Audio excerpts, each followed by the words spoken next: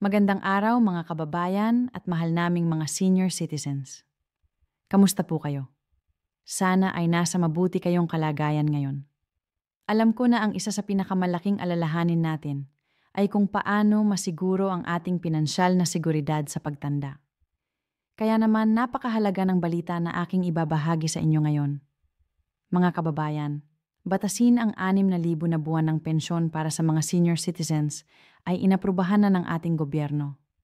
Ito ay isang makasaysayang tagumpay para sa ating mga nakatatanda. Pero sandali lang, alam ba ninyo kung paano ito makukuha? Kung sino ang kwalipikado at kailan ito magsisimula? Sa video na ito, ipapaliwanag ko sa inyo ang lahat ng detalye tungkol sa bagong batas na ito. Alamin natin kung sino ang mga karapat-dapat na makatanggap ng 6,000 buwan ng pensyon. Ipapaliwanag ko rin ang proseso ng aplikasyon at yung mga dokumentong kailangan nyo ihanda. Hindi lang iyon, ibabahagi ko rin ang mga karagdagang benepisyo na maadian ninyong matanggap bilang isang senior citizen sa Pilipinas. Napaka-importante ng ganitong impormasyon para sa ating mga nakatatanda, pati na rin sa mga malapit ng maging senior. Ang pensyon na tamas ito ay makakatulong para magkaroon kayo ng dignidad at seguridad sa inyong pagtanda. Hindi na kayo kailangang maging pabigat sa inyong mga anak o apo.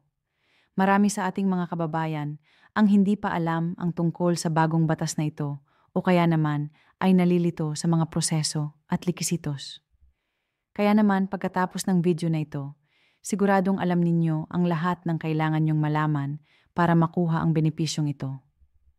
Bago tayo magpatuloy, kung gusto ninyo pang matuto tungkol sa mga benepisyo at karapatan ng mga senior citizens, i-like ninyo ang video na ito. I-subscribe sa aming channel at i-share sa mga kaibigan at kapamilya nyo na maaaring makinabang sa impormasyong ito. Tandaan, ang kaalaman ay kapangyarihan, lalo na pagdating sa ating pinansyal na seguridad. Ngayon simulan na natin at alamin ang lahat tungkol sa 6,000 buwan ng pensyon para sa mga senior citizens. Maraming salamat sa pagpapatuloy ng panonood. Ako po si Pangalan at tulad ng ipinangako ko, tatalakayin natin ngayon ang bagong batas na nagkakaloob ng 6,000 buwan ng pensyon para sa ating mga senior citizens. Isang napakahalagang hakbang ito para sa ating lipunan, lalo na sa panahong ito kung saan patuloy ang pagtaas ng presyo ng mga bilihin at serbisyo. Una sa lahat, nais kong ipaliwanag kung paano umabot sa puntong ito. Ang ideya ng pagtaas ng pensyon para sa mga senior citizens ay matagal nang isinusulong ng iba't ibang grupo at mambabatas. Marami sa ating mga nakatatanda ang nabubuhay lamang sa maliit na halaga ng pensyon na madalas ay hindi sapat para sa kanilang pangaraw-araw na pangangailangan. Nakita natin kung paano nahihirapan ang ating mga lolo at lola sa pagtaas ng presyo ng mga gamot, pagkain at iba pang mga pangunahing pangangailangan. Isipin niyo sa kasalukuyang sitwasyon. Ang 500 hanggang 1,000 na buwan ng social pension ay talagang kulang na kulang. Ano ba ang mabibili mo sa halagang iyon sa panahon ngayon? Baka isang linggong groceries lang or ilang araw na gamot. Hindi ito sapat para mabuhay ng may dignidad at seguridad. Kaya naman ang pagkakaroon ng 6,000 ay talagang magpapaangat sa buhay ng ating mga senior citizens. Pero bago tayo masyadong ma-excite, importante na maintindihan natin kung sino ba talaga ang makakakuha ng pensyon na ito. Hindi lahat ng senior citizens ay otomatikong makakakuha ng 6,000 na pensyon. May mga partikular na kwalipikasyon at kondisyon na kailangan matugunan. Una, kailangan ay Filipino citizen ka at may edad na taon pataas. Ito ang unang batayan para masabing senior citizen ka sa ilalim ng batas ng Pilipinas. Subalit hindi lang ito ang kwalifikasyon. Ang pensyon na ito ay pangunahing nakatuon sa mga indigent senior citizens. Ibig sabihin, ang mga nakatatanda na walang sapat na kita o sustento mula sa kanilang pamilya o iba pang mapagkukunan. Ano ang ibig sabihin ng indigent? Sa konteksto ng batas na ito, ang isang indigent senior citizen ay ang mga walang regular o sapat na kita. Walang pensyon mula sa RAES o iba pang mga ahensya at walang permanenteng suporta mula sa kanilang pamilya para sa kanilang pangangailangan. Maaaring kasama rin dito ang mga senior citizens na nakatira sa mga mahihirap na komunidad o ang mga nasa listahan ng YAI bilang mga pamilyang nangangailangan. Ngayon marami sa inyo ang nagtatanong kung paano kung may maliit na pensyon kayo mula sa REASIS. So, Scourge, sa mga madalas na katanungan. Ayon sa bagong batas, kung ang iyong kasalukuyang pensyon ay mas mababa sa 6,000 kang mag-apply para sa dagdag na pensyon, para umabot sa 6,000 ang kabuang natatanggap mo. Halimbawa, kung ang iyong pensyon mula sa RIAS ay maari kang makatanggap ng karagdagang 30,000 para maging 6,000 ang kabuuan. Subalit kung ang iyong pensyon ay higit sa 6,000, karapat-dapat para sa karagdagang pensyon na ito. Ito ay dahil ang layunin ng batas ay tulungan ang mga senior citizens na may mababang kita o walang kita para masiguro na walang nakatatanda ang mabubuhay sa ilalim ng poverty line. Napakarami ng mga senior citizens sa Pilipinas, higit sa 1 milyong Pilipino ang may edad 60 pataas. Hindi lahat sila ay makakakuha ng pensyon na ito dahil sa mga limitasyon ng budget at ang pangangailang unahin ang mga pinakanangailangan. Ngunit ayon sa mga inisyal na pagtatantiya, aabot sa halos 4 na milyong senior citizens ang maaaring makinabang mula sa programang ito. Ngayon, tatalakayin natin kung kailan ito magsisimula.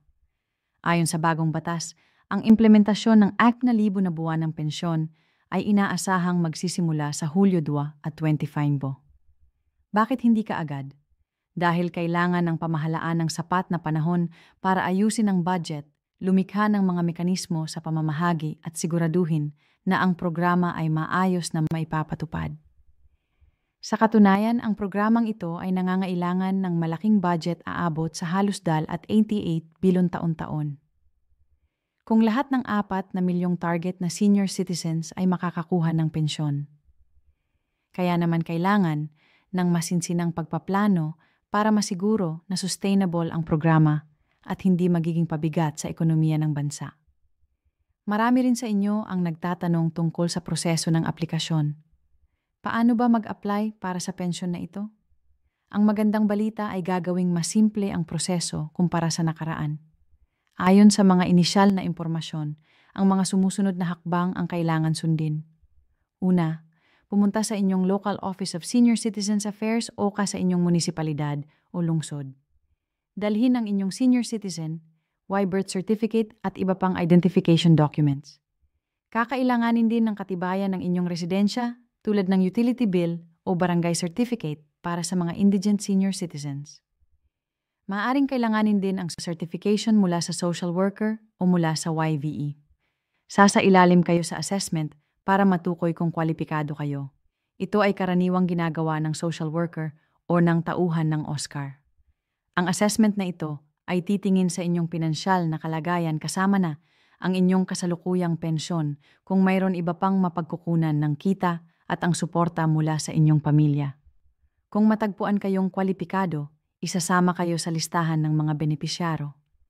Bibigyan kayo ng card o iba pang identification na gagamitin nyo para makuha ang inyong pensyon.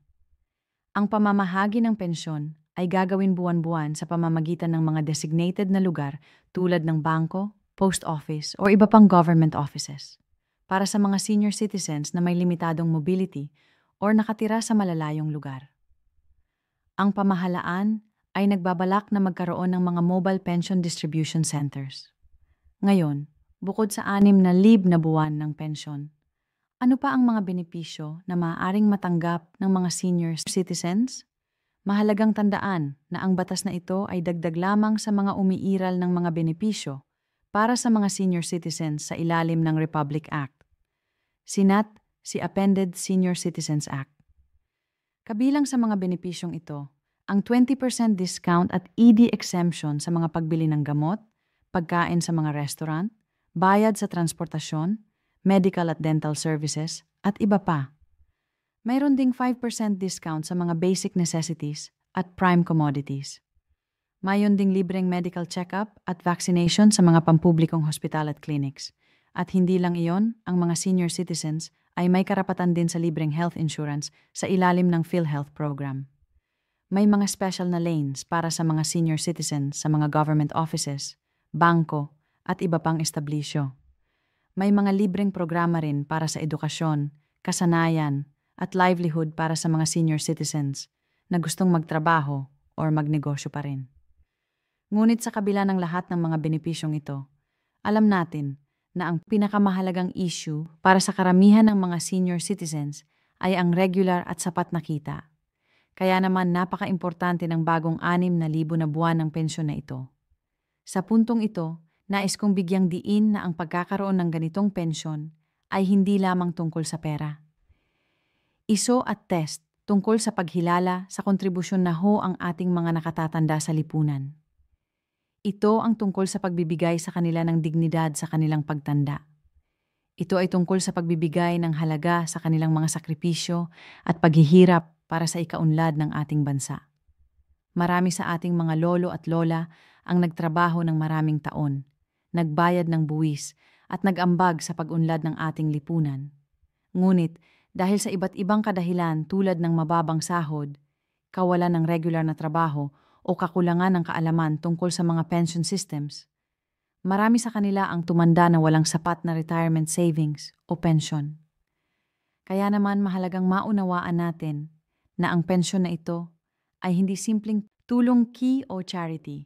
Isang pakilala sa kanilang karapatan bilang mga mamamayang nag-ambag sa ating lipunan. Paraan para masiguro na sila ay mabubuhay ng may dignidad at seguridad sa kanilang pagtanda. Ngayon, marami sa inyo ang maaaring nagtatanong, anong gagawin ko kung sa tingin ko ay kwalipikado ako pero hindi ako nakasama sa listahan ng mga benepisyaryo? O kaya naman, paano ako makakatulong sa aking lolo o lola na makakuha ng pensyon na ito? Una, mahalagang maging proactive. Huwag maghintay na mapansin kayo ng sistema. Pumunta ka agad sa inyong local OSCA o ASA office para mag-inquire tungkol sa pensyon na ito. Dalhin ang lahat ng mga kinakailangang dokumento at huwag matakot na magtanong kung kailangan maghanap ng tulong mula sa mga kamag-anak na mas nakakaunawa sa proseso or mula sa mga community organizations na nagtatrabaho para sa kapakanan ng mga senior citizens. Pangalawa, kung hindi ka agad kayo nabigyan ng pensyon, huwag mawalan ng pag-asa. Minsan dahil sa dami ng mga aplikante, maaaring matagalan ang proseso, maging matyaga at regular na mag-follow up sa inyong aplikasyon. At kung sa tingin nyo ay mali ang naging desisyon sa inyong kaso, may karapatan kayong mag-apela at ipresentang muli ang inyong sitwasyon. M.